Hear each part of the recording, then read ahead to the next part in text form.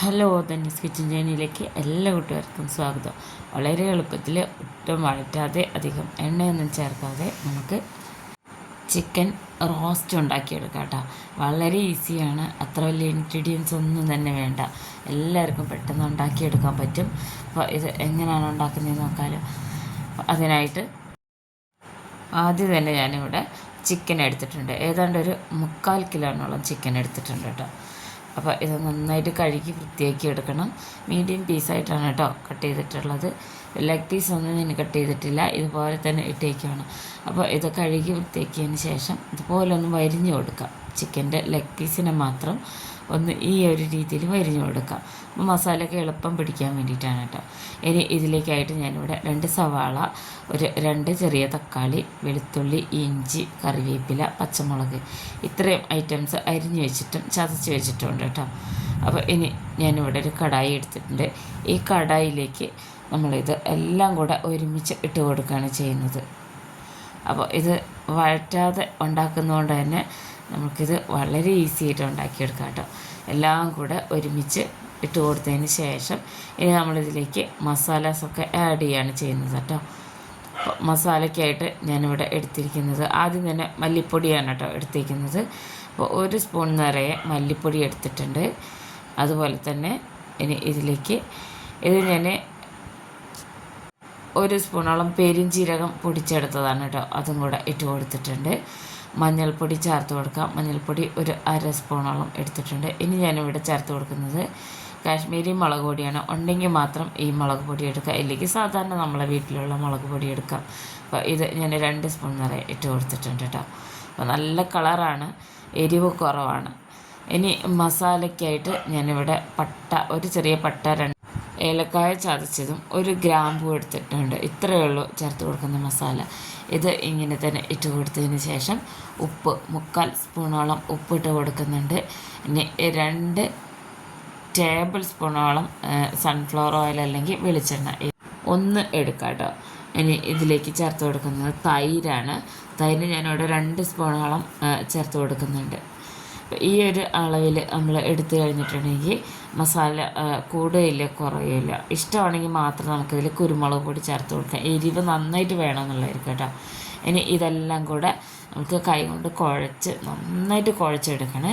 അപ്പോൾ ഞാനിത് ഈ ഒരു രീതിയിൽ ഇതിലിനി ഒട്ടും ഈ ഒരു സമയത്ത് വെള്ളം ചേർക്കണ്ട, നന്നായിട്ട് കുഴച്ചെടുത്തിട്ടുണ്ട് കേട്ടോ. നമ്മളിങ്ങനെ കുഴച്ചെടുക്കുമ്പോൾ തന്നെ സവാളൊക്കെ ഇങ്ങനെ വഴന്ന ഒരു ഫീലാണ് വരിക കേട്ടോ. നല്ല മസാലയാണ്. ഇതെല്ലാം കൂടെ ഇങ്ങനെ കുഴച്ചെടുക്കുമ്പോൾ ഒരു പ്രത്യേക ഒരു മണമൊക്കെയാണ്. ഇനി ഇതിലേക്ക് നമ്മൾ എടുത്ത് വെച്ചിട്ടുണ്ടായിരുന്ന ചിക്കൻ ഇട്ട് കൊടുക്കാം.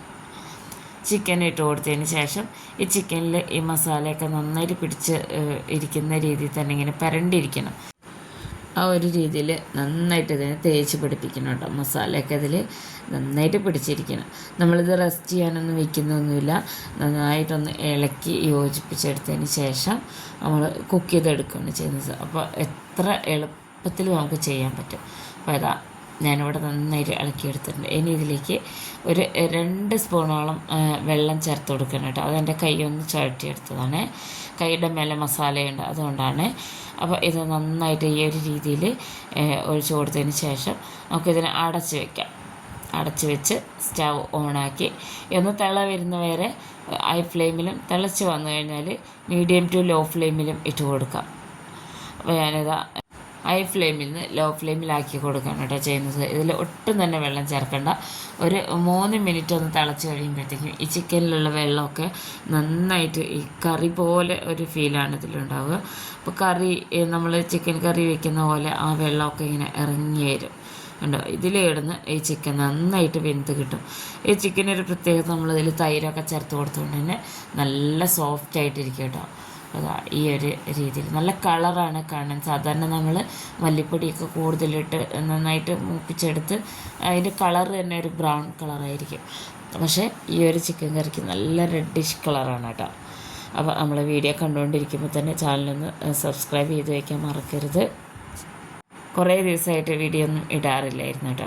അപ്പോൾ ഇത് നന്നായിട്ടൊന്ന് ഇളക്കി യോജിപ്പിച്ച് കൊടുത്തതിന് ശേഷം ഈ വെള്ളമൊക്കെ നന്നായിട്ട് വലിഞ്ഞ് കിട്ടാൻ വേണ്ടി ഒന്നുകൂടി മീഡിയം ഫ്ലെയിമിലാക്കി അടച്ച് വയ്ക്കാം.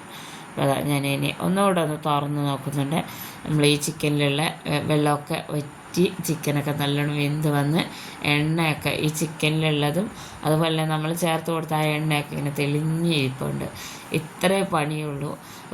ഇതുപോലുള്ള റോസ്റ്റ് ഉണ്ടാക്കിയെടുക്കാനായിട്ട് നമുക്ക് ഇനി ഒട്ടും തന്നെ വഴറ്റിയെടുക്കേണ്ട ആവശ്യമില്ല കേട്ടോ. അപ്പോൾ ഇതിപ്പോൾ റെഡി ആയിട്ടുണ്ട്. നല്ല ചൂട് കട്ടിയുള്ള പാത്രത്തിലാണ് നമ്മൾ ഉണ്ടാക്കുന്നതെങ്കിൽ കുറച്ചും കൂടെ ഒന്ന് നന്നായിട്ട് ഡ്രൈ ആയിട്ടിരിക്കും കേട്ടോ. അപ്പോൾ ഇത്രയേ ഉള്ളൂ പണി. നമ്മളുടെ ചിക്കൻ റോസ്റ്റ്, വഴറ്റിയെടുക്കാത്ത ചിക്കൻ റോസ്റ്റ് ഇവിടെ റെഡി ആയിട്ടുണ്ട്. സ്റ്റൗ ഓഫ് ചെയ്യാം. ഒന്ന് ചൂടാറിയതിന് ശേഷം ഞാൻ കാണിച്ചു തരാം. നമുക്ക് ഇനി ഇതൊരു പാത്രത്തിലേക്ക് മാറ്റാം. ഉണ്ടോ, ഇതുപോലെയാണ് ഇരിക്കുക കേട്ടോ. നല്ല മസാല പുരണ്ടിരിക്കുന്ന ഗ്രേവി പോലെ കാണാം. ഇത് കഴിക്കാൻ ഭയങ്കര ടേസ്റ്റ്. ചപ്പാത്തിയുടെ കൂടെ, വെള്ളയപ്പത്തിൻ്റെ കൂടെ, ചോറിൻ്റെ കൂടെയൊക്കെ. അപ്പോൾ എല്ലാവരും ഉണ്ടാക്കി നോക്കണേ.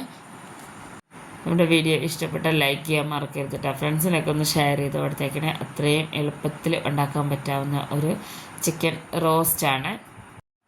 അപ്പോൾ ഇതെല്ലാവരും ഉണ്ടാക്കി നോക്കിയ അഭിപ്രായങ്ങൾ അറിയിക്കണം. ഇതുപോലുള്ള ഈസി റെസിപ്പീസുമായിട്ട് അടുത്ത വീഡിയോയിൽ കാണാം.